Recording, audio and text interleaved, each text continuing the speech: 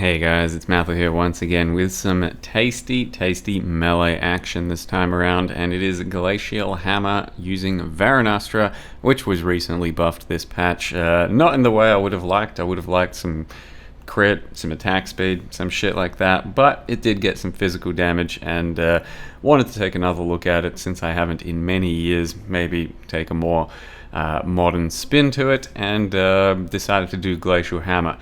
Primarily because it's a bit interesting to Glacial Hammer with the sword, but more because the Ascendancy jewels that you can get for Duelist Fatal Flourish were very cheap compared to anything I've ever seen before.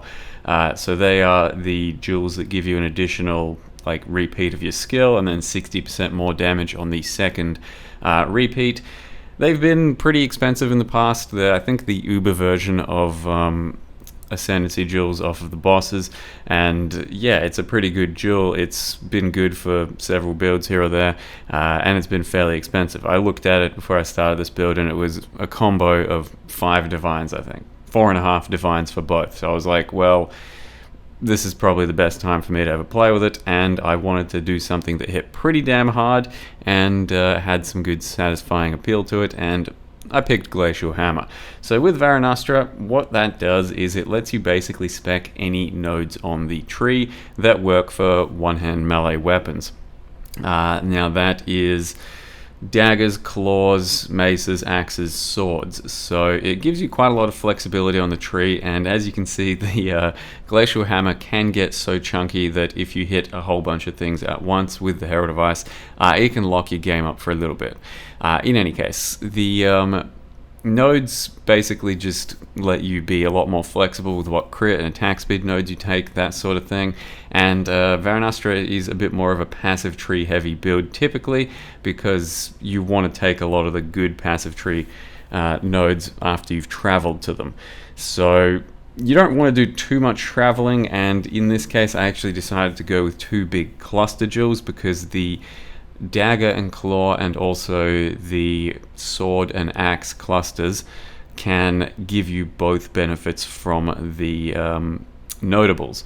So when you're getting 12 damage from axes, 12 damage from swords on the notable, you get both for the Varunastra sword, and as such I went heavier on the effect of those, and I went 12 cluster passives for those, and we are talking about 32% damage per point on a 12 passive cluster, and it was just a nice way of scaling a lot of damage in a build like this. So 2 cluster jewels, and I'll show you in a sec what that looks like, and went with Heat Shiver instead of the usual Abyssus action since we are Glacial Hammer, and it should be pretty easy to theoretically freeze a lot of things.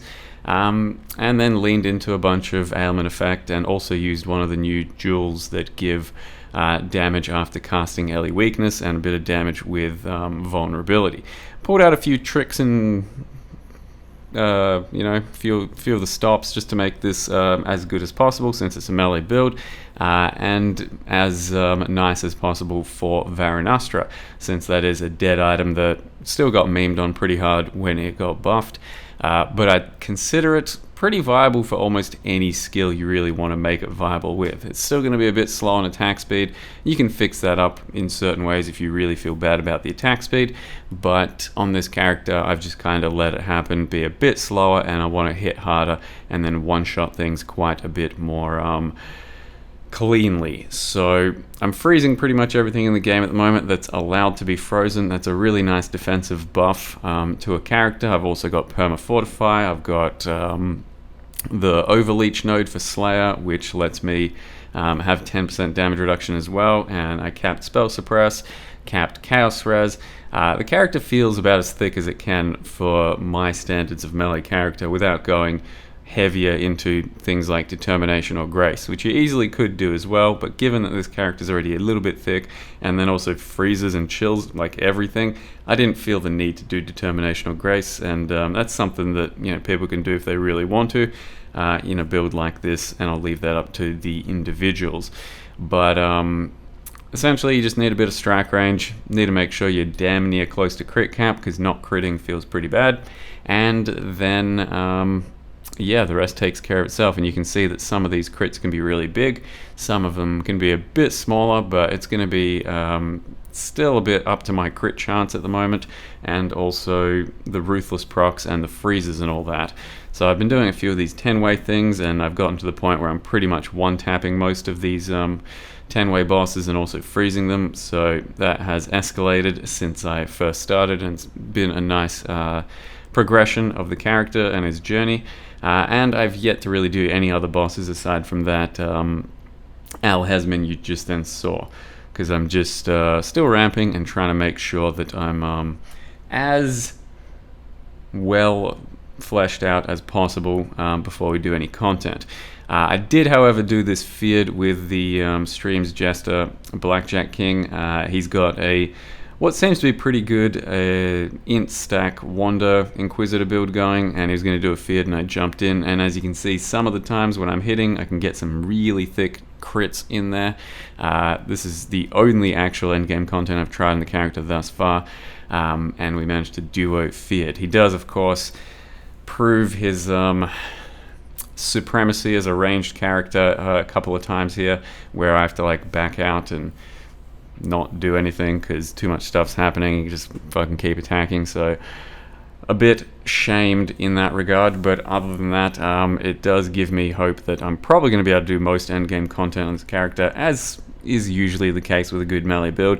It just might be uber bosses that really get in the way of enjoying the game. We'll wait and see, but for now, let me go ahead and show you how I've built the character so far. So here we are, level 93 Slayer at the moment, still happily leveling away. Grace Period Enjoyer, Quinn's recent rip. Didn't enjoy the Grace Period. We on Softcore are enjoyers of the Grace Period, so that's what this character is planning to do, especially as a melee. What we got here is the Varunastra Blade weapon. This is a pretty damn good roll. Bought it for 100C. It's about as good as it gets. There can be some corruptions that do various things, but honestly, the 400 accuracy is pretty nice as it stands. So it counts as all one-handed melee weapon types, which, like I said, means you can take all kinds of passive things on the tree, like axes, swords, claws, daggers, all kinds of shit. You can't take wands, you can't take staves, and no, things like Nightblade will not work for it. Still had to basically be tied to the skill itself, I believe. So you can't, like Nightblade with Glacial Hammer, you can't close combat with Glacial Hammer, so it won't work. That said, the weapon itself still a bit slow, still without crit, so we had to use Slayer Overwhelm to fix the crit, and then I just kind of let the attack speed slide because Glacial Hammer in this way built doesn't feel like it really needs that much attack speed.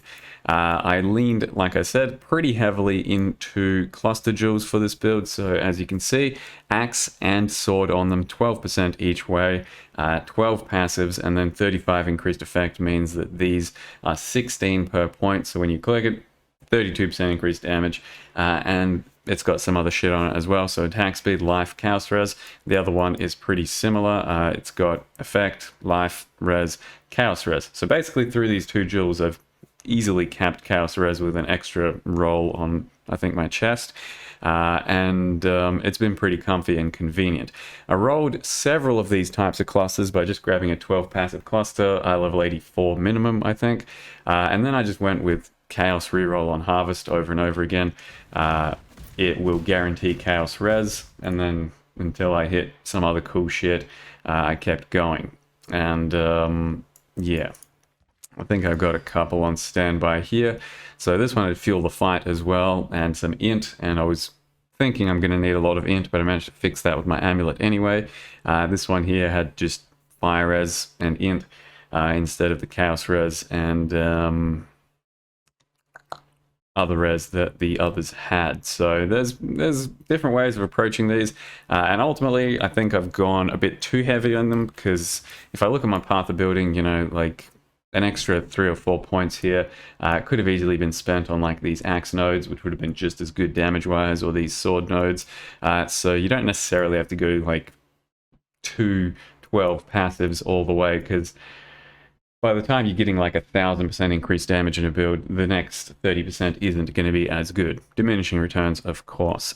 So other than that, though, my passive tree does some sword stuff, and I've also utilized an impossible escape for Leith Shade.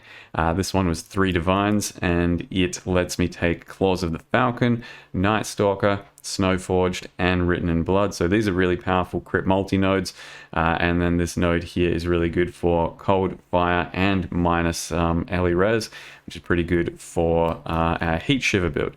So we're using Heat Shiver this time around instead of an Abyssus. Heat Shiver is like pretty OP item in many cases at the moment. I don't want to try and overuse it too much, but with Glacial Hammer, it certainly makes sense.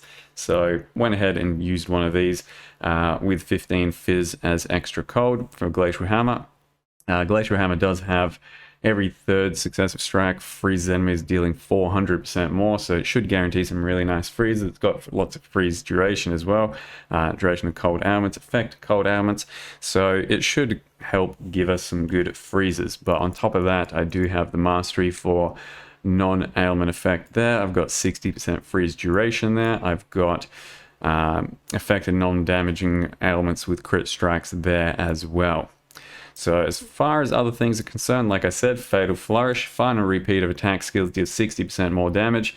I don't know, maybe melee is just not that popular, especially as a duelist at the moment, because yeah, they were a combo of like 4 divines, which is pretty crazy.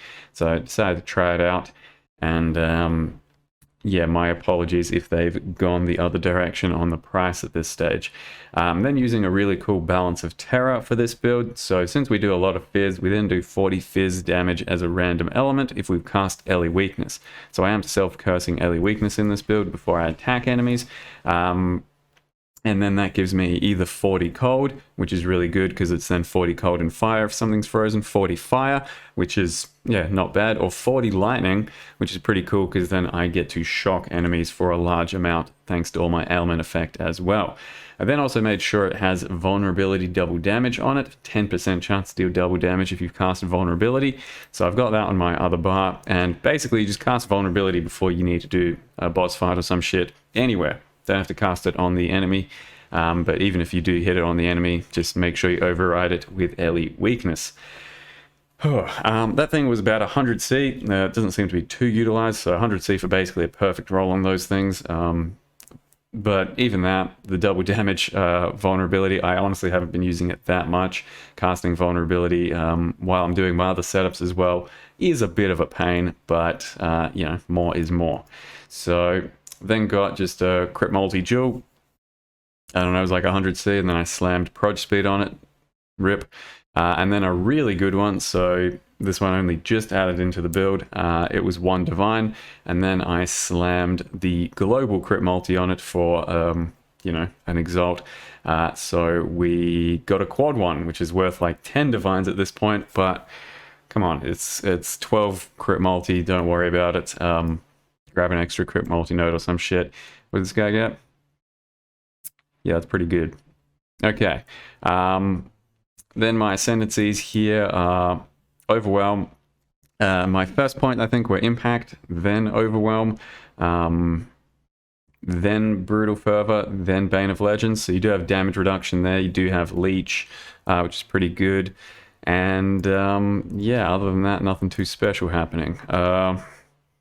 Capping Suppress was a bit of a bitch, so 14 Suppress here, did 8 Suppress on the Implicit. I only just got the 2 strikes thing. I've been using 1 additional strikes and then running with Ancestral Call up until like this level basically. Then have 12 Suppress here. 12 Suppress is cheap on a Fracture, but 14 Suppress would have helped a little bit, would have been a bit more expensive on the Fracture, and then needed to roll Elemental Ailment Avoid, so here, and the prefix here, and then the life nodes on the tree make me immune to ailments, and then reuse the chest from the Berserker just for additional curse and attack crit. I then grabbed a shield with 16 attack speed Fracture, and basically chaos spammed it until something good happened. I was hoping to find Suppress, and in the end, I also got 2 max res, so that one was actually a pretty successful chaos spam. Yeah, I wasn't chasing max res by any means. 77's good, but 75's just as good for me anyway, especially with suppress and fortify damage reduction.